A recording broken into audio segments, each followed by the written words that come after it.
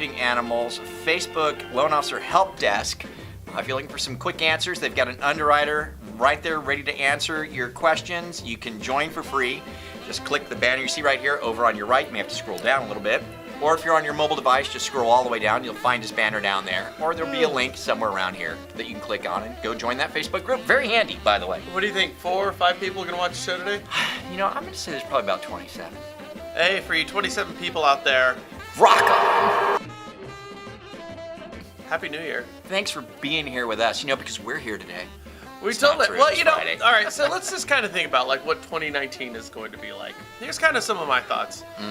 You guys probably saw last week that the CFPB, they changed hum to data collection. Oh. Here's the skinny on the whole thing. They're not collecting as much stuff because this is the Trump administration and they're still trying to dismantle everything about the CFPB, and that's going to keep going for 2019. So I'm saying it's going to be the year of expanded marketing. I Okay. believe that true. I do too, because what's happening right now, and we're seeing it with companies who have like turned down our products because it didn't meet their compliance standard. Right.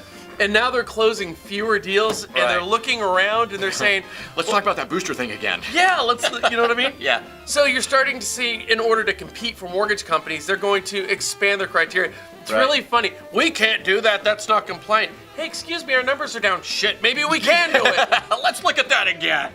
There might be a way to do that. But I think that the enforcement actions are kind of going to have an effect on this. It's going to Sure. be how people are going to hang their hat. Right. Speaking of which, FEMA shut down that flood insurance policy that they say is going to, Right. knock 40,000 transactions per month out. It's They ridiculous. did it by choice. Yeah. Why? It's like, why would they do this? In fact, they had precedents. A number of years ago, when the government shut down, they didn't do this. Right. So now we're going out of our way to break precedents, is what government agencies don't do. Right. And yet they're doing this. The only reason could be is it's a political I was just going to say, it's a political war. Yep. That's all. We'll show you. We'll show you. It You know what I totally is. mean? Yeah. And in the meantime, people suffer. And- for no and- good reason. And feeding ridiculous. off our last story, Yeah. I think because we're going to have absolute gridlock, with the House and the Senate divided with the executive branch right now, it's going to be an extension of what we're seeing at the CFPB, creating all this gridlock, which means not a whole bunch is going to change policy-wise. That's True. my thoughts. Okay. Yeah, I would agree with you on So that. mortgage companies and real estate companies are going to have to fend for themselves more. Yeah. There's something good about that, though. I mean, I think so. yeah, it makes you more creative. It gets the entrepreneurial juices flowing again. Right. You know what I mean? And I think we've missed that for a long time. I think so too. It's going to Yeah. be fun. By the way, you're the short code in text funneling? That's true. do you Texting think? is huge. We noticed that and we've experienced it. I'm really surprised at that. In such a techie push-a-button world, it's really blowing my mind how the text code seems to be ruling right now. You know why? why? Because everybody's comfortable doing It's it. just right here. It's right here. Everybody's Yeah. comfortable doing it. Yeah. And we're not marketing with text codes as an industry as much as we should, but Right. everybody communicates through texting. So Right. I think text codes are going to be huge. Yeah, well, the good news is we've got lots of that for you if you need it. As a result, if you have your own unique text codes, like with pre-app, Yeah. pre-app agent, where I Yeah. could be texting Brian Booster. or Yeah. that type of thing. What do you think about this? It's going to be a return of retro marketing. Because you can print that anywhere. Yeah, that's true. And Yep. you can print things a lot cheaper these days. Yeah. As well. And it's interesting you say that because at my house, I don't know if you've noticed it, but at my home, I'm starting to see the postcards and things show up a little bit Yeah. more. You know Yeah. what I mean? And the truth is, kind of standing out a little because it's like it's not amidst 50 of them. It's like there's one in there. And it's like, hey, who's this person and what's going on here? So yeah. Well, you know what we have like at Brendan Theater? So we have one theater in Vacaville. And so it's a 100,000 person community, and they probably funnel 50,000 people through there on a weekly basis. Sure, yeah. And when you watch before the movie, Yeah. it's always real estate agents and lenders up there. course. Like, I'm going to call a real estate agent while I'm waiting for a movie to start. It's like so stupid. They're like, we're branding like Coca-Cola. Yes, but excuse me, Jim, you're not Coca-Cola.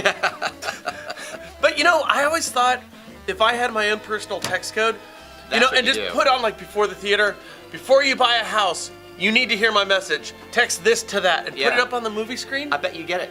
You'd capture I everybody's bet you numbers. people would be texting for it. So like, They're like, what is this all about? And they'll text for it. Yeah. So I think the retro marketing might come back. Yeah. Oh, yeah. The theater types. Yeah, that's cool. I would agree with you. You probably saw this too. That Yeah. refinances are once again down, and No. pending home sales are down for the 11th month in a row, Okay. according to DAR. Right. And so I think this is going to be the year of the buyer. It probably will be. Yeah, we're already seeing that. Yeah, I think this You know, is. in a lot of markets, most markets. Right? Yeah, when you have, fewer people looking at houses. And the thing is, I always say, Frank, look at what the people who service a community, can they afford to live there? Like your police officers Sure. or firemen. Can you afford Sure. to buy a house in that community? Yeah.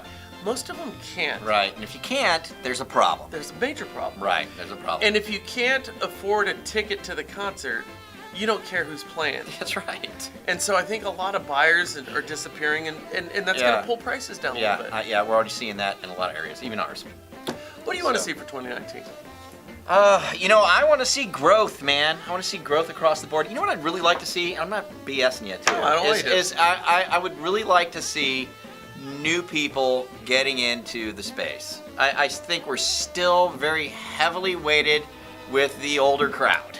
Okay, as far as the mortgage originators and real estate people, where there's just still not enough young people, and I just think that we need more young people to come in. I hope that happens in 2019. Is this like an inadvertent way that saying you're going to retire? That's an inverted way of saying I'd love to retire, but no, honestly, I get what you're saying. I think that we need new people coming in. Andrew saying wrap it up. All right, let's get out of here. Happy New Year. Have a great one, guys. We'll catch you next year here at the National Real Estate Post. Bye. Au revoir.